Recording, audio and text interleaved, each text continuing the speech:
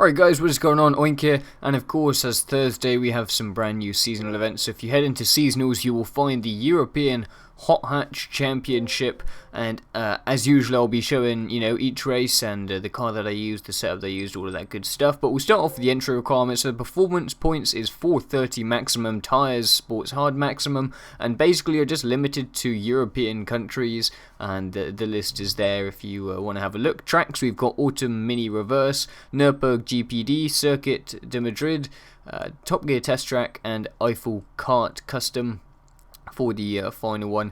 The prize for this event is actually the Peugeot 205 Rally Turbo, whatever it is, Evo 2, whatever, you see what I mean, the Rally, the Peugeot Rally. And the car that I chose is the BMW Z4 2003, of course another premium car. You can pick this straight out of the dealership.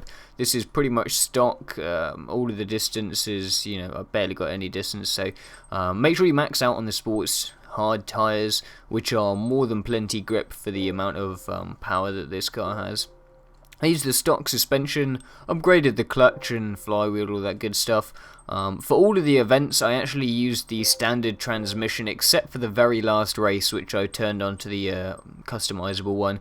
I upgraded the exhaust a little bit and a little bit on the intake, and everything else just left as the stock value. So basically no tuning whatsoever, just a few upgrade components, and that set me good to go for this one. And we start off with Autumn Mini. Like I was just mentioning with the tyres, the car has got a lot of grip. I mean, you basically won't have a problem of oversteer with this car. I mean, it doesn't have enough horsepower basically to overwhelm the tyres, so you really can push it. It feels like you're gonna pick up understeer because I don't know, it somehow gives that impression, but then you turn in and accelerate out the other side and easily make the turns, and you often find you could have gone even faster on the exit. So a surprisingly little amount of exit understeer. So try and push the car as much as you can and use the full width of the track, and that will be the best out of your performance there. You can see just finishing off Mini on the last lap there. It was actually quite close, a little bit of a tougher one, but I think I did it on my first try. So as long as you keep it smooth and don't get stuck behind anyone, just play it reasonably aggressively. Make sure you take the AI every time that you can take them. As you can see here, I just go in the inside, bump the AI slightly, regrettably, but then again it's the AI, and we don't really mind if they take a knock or two. Just so you know, the aids I'm using is with all aids turned off, and ABS, or except from ABS on one. And skid recovery is forced on. I mean, this is basically the standard now. I shouldn't really need to say that anymore, but yeah, skid recovery is forced on for this event. Anyway, we're in Nürburgring GPD here, so this is the slightly shorter circuit, so just be aware that you're turning right there and going back round as opposed to going down the hill. And this was one of the easier ones, and also the thing with Nürburgring is I didn't actually test it out, but assuming that there aren't any shortcut penalties, if for whatever reason you are somehow struggling to catch the guys up ahead of you or get a gold or something, you can always cut the chicane, but I didn't need to. I don't really see the need. I mean, like, these events aren't designed for you to cheat to win, so you shouldn't really need to use it, but there is always that option if you're just trying to get some quick credits. So obviously there is also the possibility, if you're trying to get some large amount of credits, just down tune your performance points and cut the chicane heavily, and you'll save loads of time, and you'll be able to just boost XP and credits there, if that's something that you need right now. Personally, I don't really need credits for anything, so just race it like normal. And I think I was lapping, well, you can see my first lap is 148. I think I was lapping like 48, something like that. And take first on, coming on that little dog leg of lap 3, the guy didn't stay right or left, he just went straight down the middle, so I ended up bumping into the back of him. Anyway, we'll move on to Madrid here.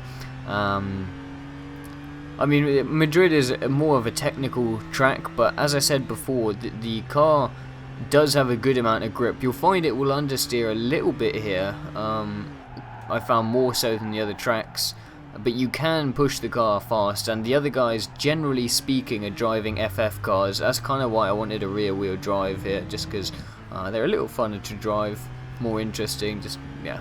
and they mostly drive the FF cars, which means they're kind of slow around the corners.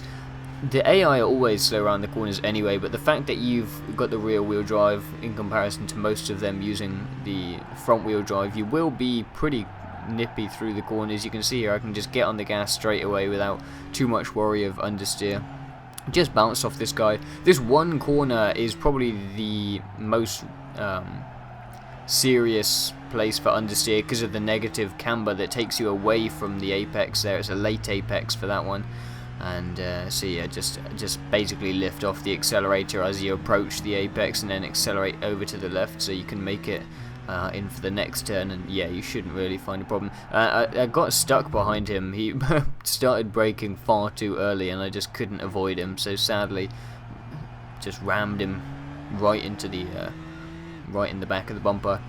And in this race I don't really know, it shouldn't be difficult because basically I had some trouble.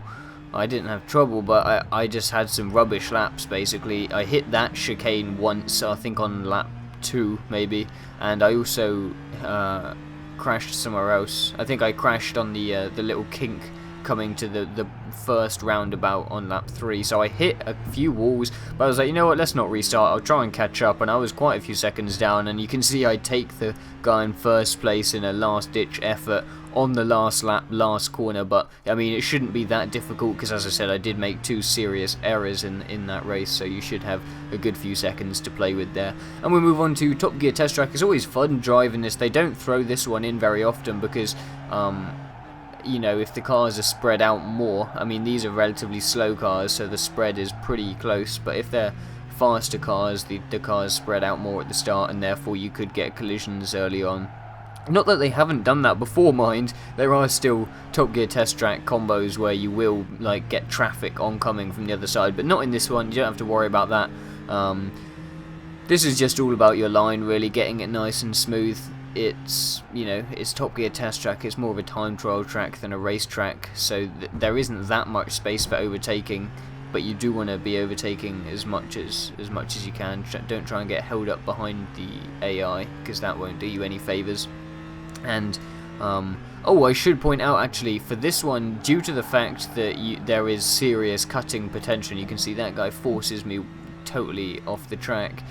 Yeah, due to the cutting potential on this track, there are shortcut penalties, and GT5 can be a bit anal about shortcuts. So what I recommend, and they're actually pretty severe, it will shortcut penalty for like 8 seconds, where you lift off the gas totally for 8 seconds, and it can actually make it pretty tough on you. You might struggle to win if you get at least maybe 1, 2 at most. You can see I just take first there with some late braking. I was lucky to survive that one. But yeah, basically play it safe. Don't cut it too tight to the corner, because then you might run the risk of getting that shortcut penalty, and at the end of the day, you know, if you don't get the shortcut penalty, you'll likely get the win, so it's not really worth taking the risk, and just play it easy. And we'll finish off with this Eiffel custom track, and actually a little bit tougher here. The default transmission was absolutely awful for this track. It just didn't work for any of the corners. It was just in the wrong places in second and third gears, so I got the customizable transmission, and I basically just whacked it right down to like 118 miles an hour. I don't know, it's like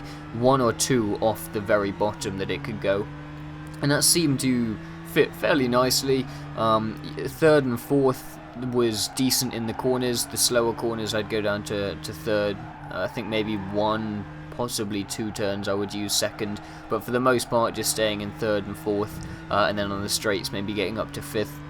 But this track, you definitely don't want to get held up behind the AI. It's very narrow. You can see my lap time's 53s or so, but it's very narrow, and if you get stuck behind the guys, you might struggle to catch them. You can see I caught first about halfway around the last lap, so a little bit tougher there on the end. But as always, if you have any questions or need any help, leave it in the comments. The video program will be here again, so you can navigate around the video if you need be, and I'll see you guys soon. Peace.